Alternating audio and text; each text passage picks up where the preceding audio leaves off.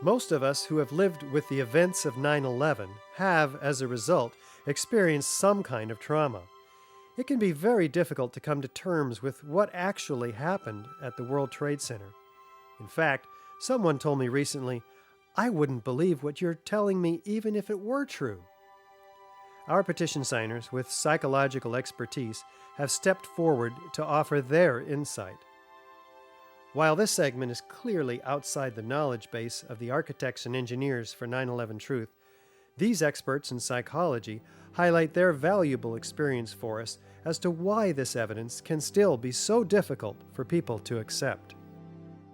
As we know, the horrors of what happened on 9/11 were televised all over the world, and they were televised, in fact, live. We witnessed the deaths of almost 3,000 of our fellow Americans.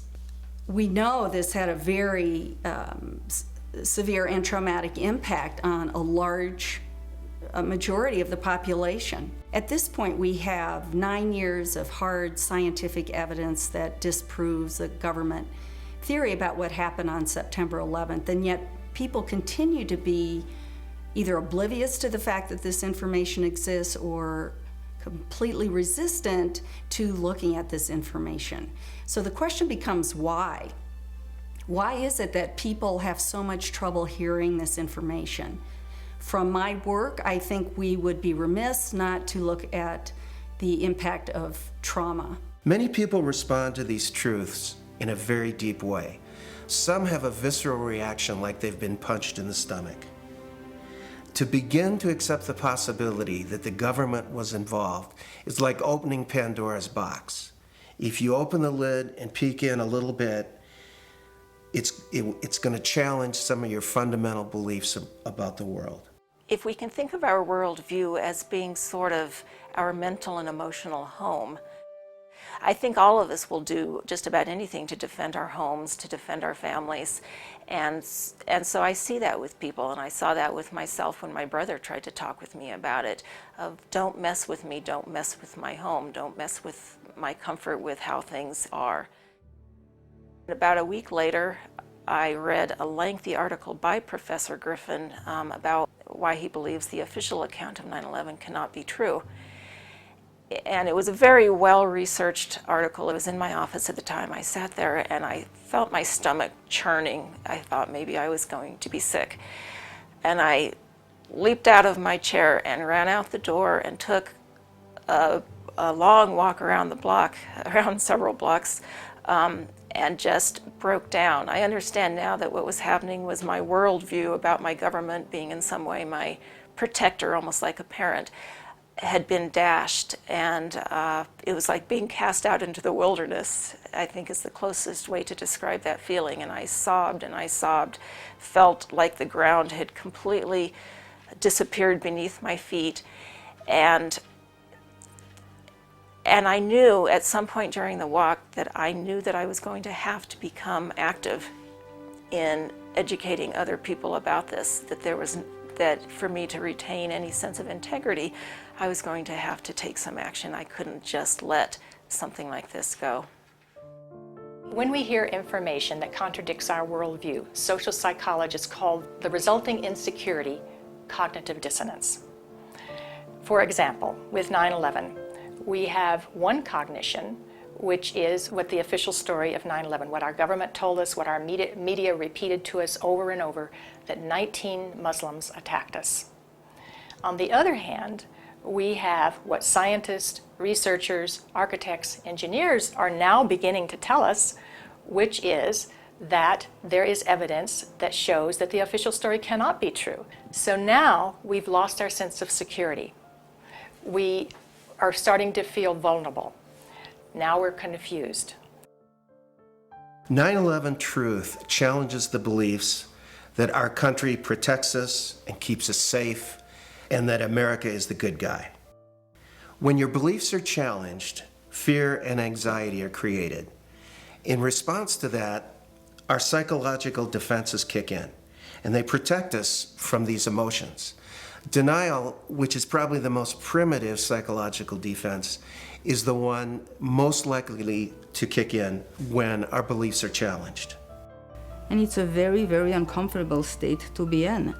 And eventually our mind shuts off. Just like when a computer is overloaded, our minds get overloaded. We can't handle it anymore and we shut down.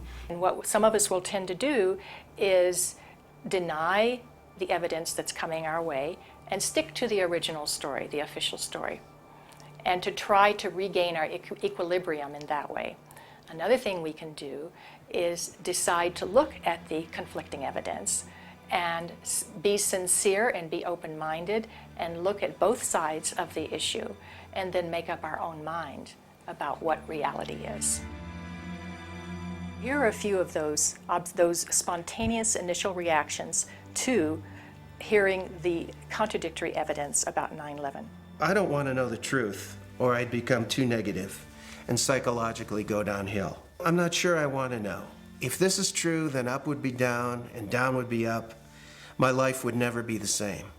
They say, this is the way the world works, and I'm convinced this is the right way the world works. 9/11 doesn't fit into that paradigm. So I don't need to look at the evidence. Fran, I refuse to believe that many Americans could be that satanically treasonous. Someone would have talked. But these are beliefs. They are not scientific facts. But these beliefs do keep us from looking at the empirical evidence. Whenever we say, I refuse to believe, we can be sure that the evidence that's coming our way is not bearable and that it's conflicting with our worldview much too much. As I thought about all of these responses, I realized that what is common to every one of them is the emotion of fear. People are afraid of being ostracized, they're afraid of being alienated, they're afraid of being shunned, they're afraid of their lives being inconvenienced, they'd have to change their lives, they're afraid of being confused, they're afraid of psychological deterioration, they're afraid of feeling helpless and vulnerable. And they're afraid that they won't be able to handle the feelings that are coming up. None of us want to feel helpless and vulnerable. Healing comes through facing the truth, experiencing it, allowing the feelings to come in, so that if there are feelings of fear that perhaps these events were caused by something that we haven't thought about yet, dark elements within our society, for example, we'll let that come in and explore it. Let the light shine on whatever happened. This will be the most healing process. The Germans did this after their war.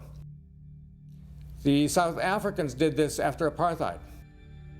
Reconciliation through the truth is what is a deep path to psychological recovery from the myths and lies around which this historic event has been cloaked in the official view.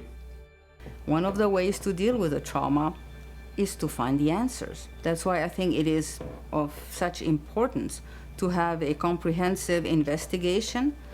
To work together to expose what happened, regardless of where the evidence takes us. That's what we expect in our state government, law enforcement. I think that by putting science together with the law, we will have a psychological healing around the impossible cognition that has been produced on that day.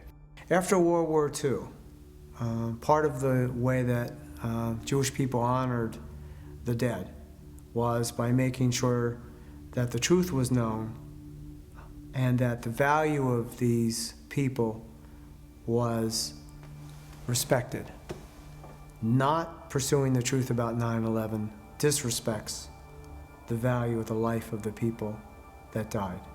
Thinking that we're above such things, that it could happen in other countries, but it couldn't happen here, that's a lack of humility, and that's excessive pride. And so not being able to see our dark side or our weaknesses is the most dangerous thing. A feature of American history that makes us particularly liable to this pride is this notion that's called exceptionalism, that America is the exceptional nation.